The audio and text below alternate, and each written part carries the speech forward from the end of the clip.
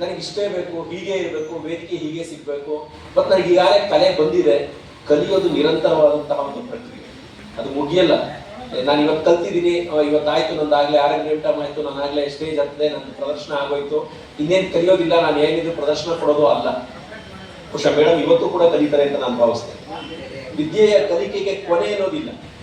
So ನೀವು ಕಲಿತಾ ಹೋದಷ್ಟು, ಬೆಳೀತಾ ಹೋಗ್ತೀರಾ, ಬೆಳೀತಾ ಹೋದಷ್ಟು ನಿಮ್ಮ ಯಶಸ್ಸು ನಿಮ್ಮ ಹಿಂದೆ ಇರುತ್ತೆ. ಮೊದಲು ನಿಮ್ಮ ಪ್ರತಿಭೆಯನ್ನ ಪುಟವಿಟ್ಟುವಂತಹ ಗುರುವನ್ನು ಹುಡುಕೊಂಡಿದ್ದೀರಾ, ಅದನ್ನ ಬೆಳೆಸ್ಕೊಳ್ಳುವಂತಹ ಕೆಲಸವನ್ನ ಮಾಡಿ.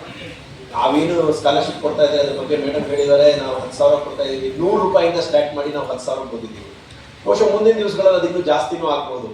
ಆಗುವಂಥ ಪ್ರಯತ್ನವನ್ನು ಕೂಡ ಅಕಾಡೆಮಿ ಮಾಡುತ್ತೆ, ನಾವು ಕೂಡ ಅದಕ್ಕೆ ಸಪೋರ್ಟ್ ಆಗಿ ನಿಂತ್ಕೋತೀವಿ.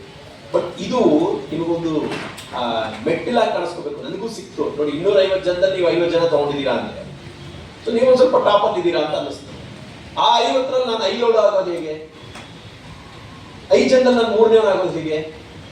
ಅದು ನಿಮ್ಮ ಪ್ರಯತ್ನದಿಂದನೇ ಮಾತ್ರ. ಇನ್ನು ಬರ್ತಾ ಬರ್ತಾ ಕಾಂಪಿಟೇಷನ್ ಜಾಸ್ತಿ ಆಗುತ್ತೆ.